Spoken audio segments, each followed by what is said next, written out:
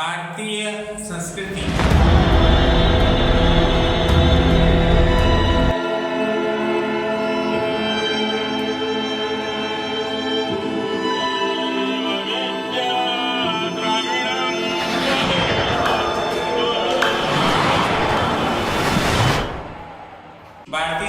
जो है उसका विनाश सैकड़ों आक्रमणकारी भारत में है, पर क्यों नहीं कर पाए।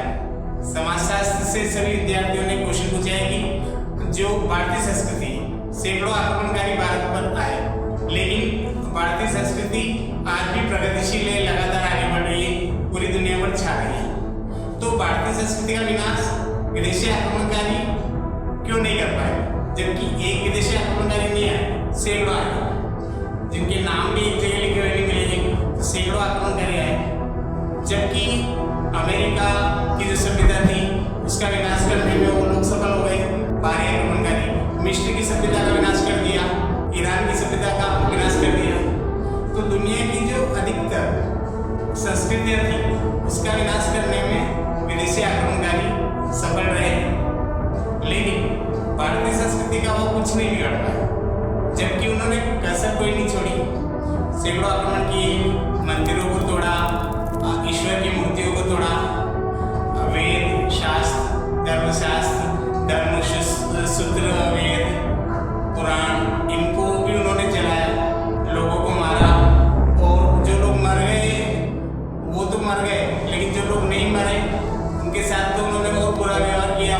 उनको ऐसी क्रूर यातनाएं दी जिनका वर्णन भी कोई नहीं कर सकता है। महिलाओं के साथ दुर्व्यवहार किया, महिलाओं के साथ भी बहुत बुरा दुर्व्यवहार उन्होंने किया, है ना, जिसके बारे में हम ज़्यादा बात करना भी ठीक नहीं है। तो इसके बावजूद भी विदेशी आक्रमणकारी भारतीय संस्कृति का बाल भी बाका नहीं कर पाए। तो क्यों नहीं कर पाए? सुनिए, इसलिए नहीं कर पाए क्योंकि वो भारतीय संस्कृति को नष्ट करने आए।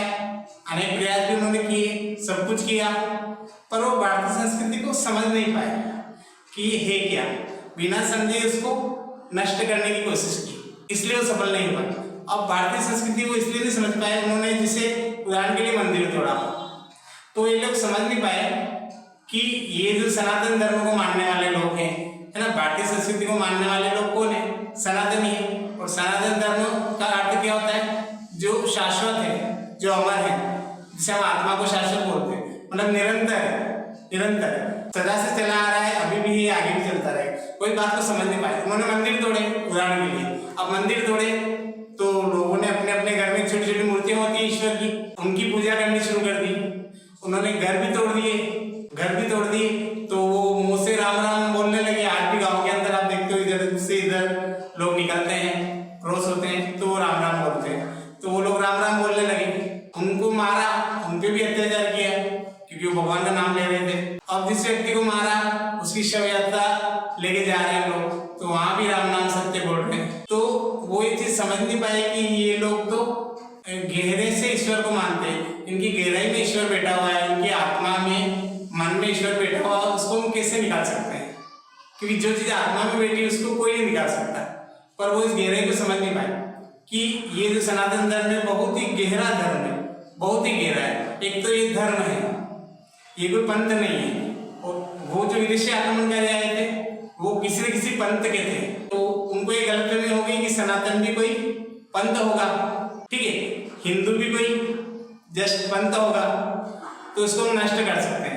तो लेकिन हिंदुओं में उन्होंने चीजें देखी पर वो समझ नहीं पाए। सनातन धर्म में आप देखो, सनातन धर्म के अंदर कोई व्यक्ति पेड़ की पूजा करता है तो कोई उसका विरोध नहीं करता, उसको भी हम भक्ति मानते हैं।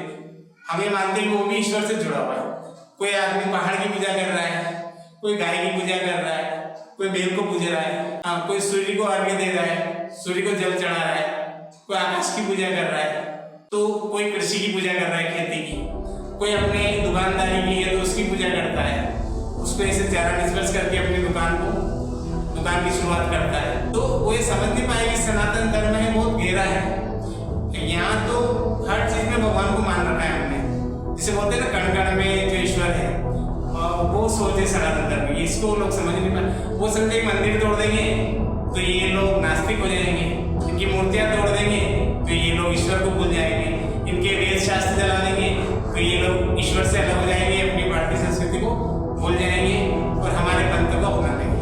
पर वो ये चीज़ नहीं समझ पाए कि ये लोग जो हैं इतना अत्याचार सहन करने के बावजूद भी इनकी प्रार्थना ऐसी होती है, वसुधैव कुटुंबकम। ये बोलते हैं कि पूरा संसार ही हमारा परिवार है। इतनी यातनाएं, इतनी क्रूरता, इतने अत्याचार सहन करते हुए भी जब जाते हैं अपने प्रार्थना स्थल पर या मंदिरों तो बोलते हैं विश्व का कल्याण हो, प्राणियों में सद्भावना हो, सभी मिलजुल के रहे, सर्वे भवन्तु सुखिनः, सभी सुखी हो, सर्वे सन्तु निरामयाः, सभी निरोगी हो। तो वो लोग समझ नहीं पाएंगे इतनी गहराई है कि सबका अच्छा सोचते हैं, सबका भला सोचते हैं।